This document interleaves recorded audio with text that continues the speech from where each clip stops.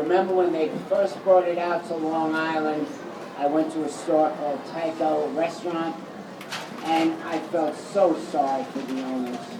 I said they spent all this money on this restaurant. Who is going to eat raw fish? And that was many, many years ago. And now, as we look around our neighborhoods, the number of sushi places have absolutely blossomed. But what this show is about is not all sushi is created equal. Sushi has gone the way of a lot of mayonnaise, flying fish eggs, and a lot of the traditional magic of what sushi once was. Even the quality of the fish has not been as good as it used to be, in my opinion. There's no better example of that than what they started to do is when they saw the shelf life of tuna started turning color after a day or so, and then they wanted to make all these trays at 7-Eleven and these stores, and the tuna went from the reddish to a more brown color, and then they didn't want it. So what did they figure out how to do? Smoke the tuna in carbon monoxide, and it suspends the color change. Now, of course, it destroys the quality, but unfortunately in marketing, sometimes it's not about what the right thing to do is, it's how can we sell the most and not lose money. So when you go to a store, and I mean even supermarkets, and I mean, unfortunately, even sushi restaurants sometimes, and you see a piece of tuna that has that orange kind of color to it, it looks unnatural, that's tuna that has been processed with carbon monoxide. A lot of times you see them in cryovac, and wow, that looks so beautiful. No, you know what it reminds me of? It reminds me of scallops. What they do with scallops is they take the scallop out of the shell and then they dip it in a solution of trisodium sulfide. And what it does is it adds 25% of water to the weight of the scallop. And it looks beautiful, but it's not beautiful. What it is sometimes I'll go to a store, and if they have the trisodium sulfide and then what they usually call dayboat scallops, the trisodium sulfide looks so much prettier. They're shinier. The dayboat scallops look flat. They don't look as good, but wow. The dayboat scallops that don't look as good taste incredibly better. Now, where is that taking me? It's taking to me what's in front of us here. And that is a beautiful, natural, giant bluefin tuna. Tuna fish, I fish for tuna. I have a commercial tuna license. I catch them. I know how to take care of them. And I don't want to go into all, you got to get the fresh blood out. People crazy. But look, my opinion is simple. If you take it from the sea, respect what you take from the sea, and get it to be the best quality it can be. And what's in front of you here is that. This tuna came from Spain. Why Spain? Well, and also when you, if you purchase this, and I don't care, I don't own the company, I don't own anything. I'm here just to have a good time and try to give you as much wisdom as I can. But what they do is these are wild tuna, 100% wild. However, in the last short period of their lives, what they do is they corral them into a lagoon, and then they feed them tons of natural sardines, anchovies, herring. So what that does is exactly what happens to me when I eat Haagen-Dazs ice cream and Ben and Jerry's Cherries Garcia. Whoa! it gets me, it fattens me up, and that's what this is. The shape of this fish, the way that belly is so fat, is because they eat a lot. All these crazy people that say, oh, I want that tuna to look red like that Sherry Lifesaver red. Baloney. You want tuna that has a marbling color to it where it's almost a reddish white, because the white is fat. And just as you go and you buy a steak, you buy a steak that looks all red and lean, or you look for one that has marbling. If you're looking for a steak that has a lot of flavor, you want a flavor, and that's the fat content. So what these people pay for, when you hear about how much certain tuna go for, it's because of the fat content. And that brings up another whole thing, that these tuna know before they migrate, they don't eat while they're traveling across the ocean. So what do? If you're going to here from Florida and you want to take your car, what do you do before you go?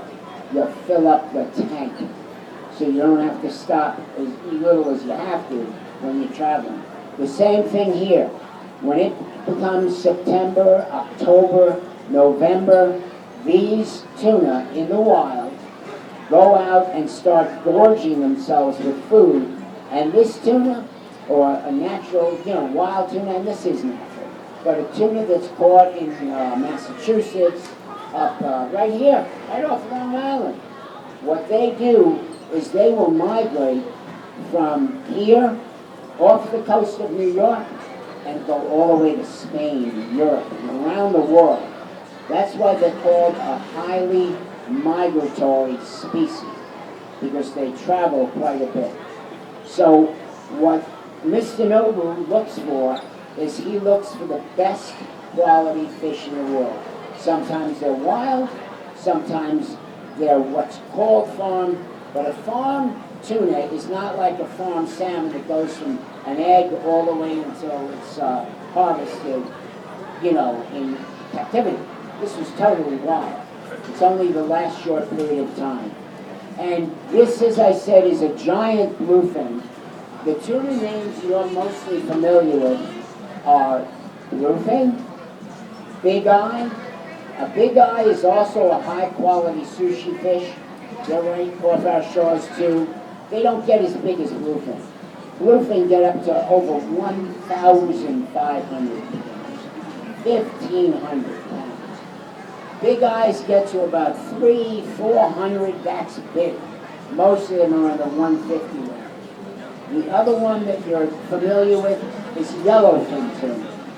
Yellowfin tuna, when you go out and get sesame seared grilled tuna, usually the sesame seared, all those grilled tuna are yellowfin tuna. Great fish. Some restaurants use them for sushi. Not of the same quality as bluefin or big eye, but very good fish. And the other one is a longfin tuna. Longfin is albacore. That's where you get in the cans when you go to the supermarket. If you make a tuna salad, it has a whiter color. It's not as dark red as the other species of tuna. By the way, anywhere where I talk, if anyone has a question, anything comes up, I am an American and I talk too much, but that's all right. But all I want to do is give you the most knowledge and understanding. I love quality. And whether it's the way Mother Nature made these and the way they're hinged, it's unbelievable. This is off an old tuna. I love this one. Mother Nature in general is incredible. The way these fins come in, you let me know, Mr. Noble.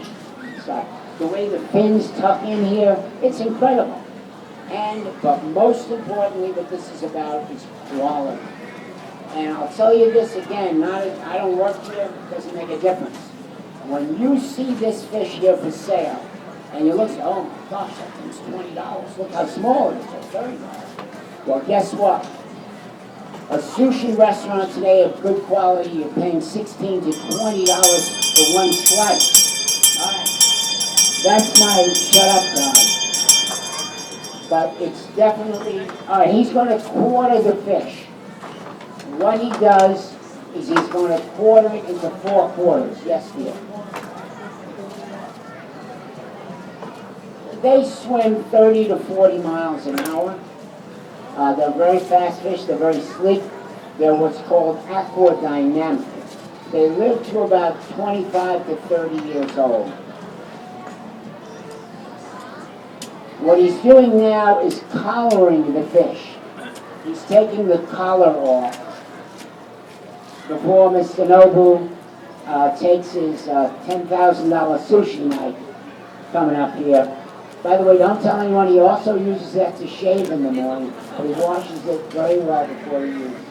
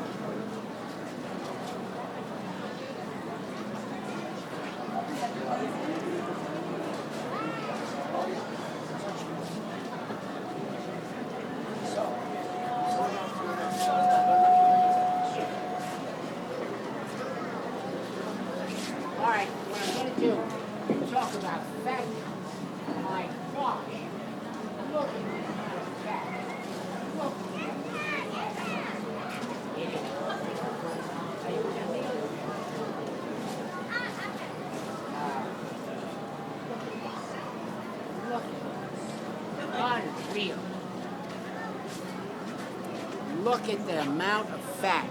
All that is fat.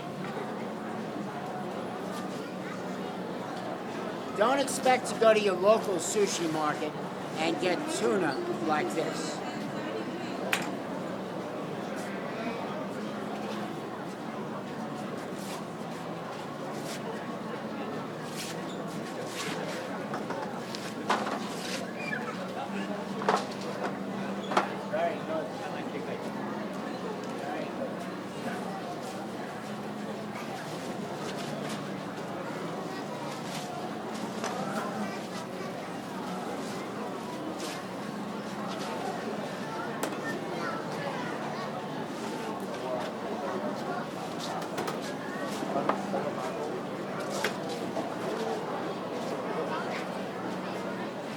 He's going to start by taking off the top quarter.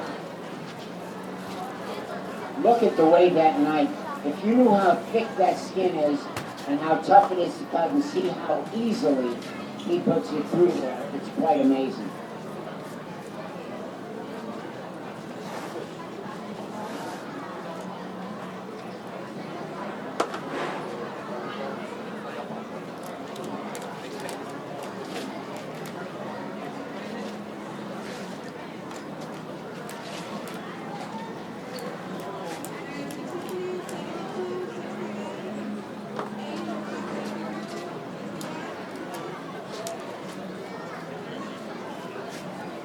Whoa.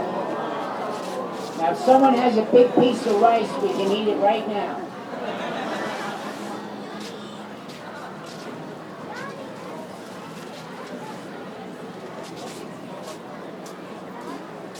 And by the way, a balanced sushi meal should not all be taro and fatty.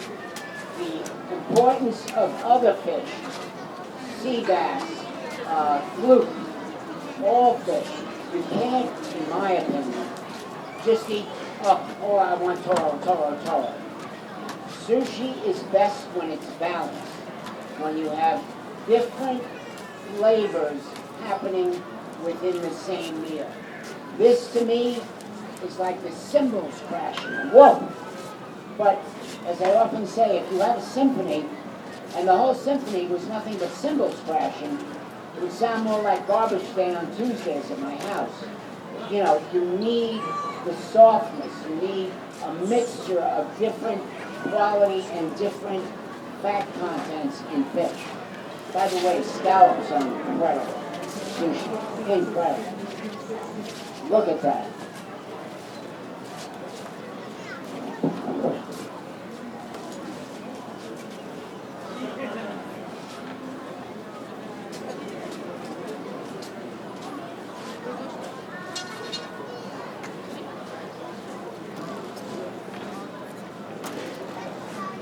You talk about quality.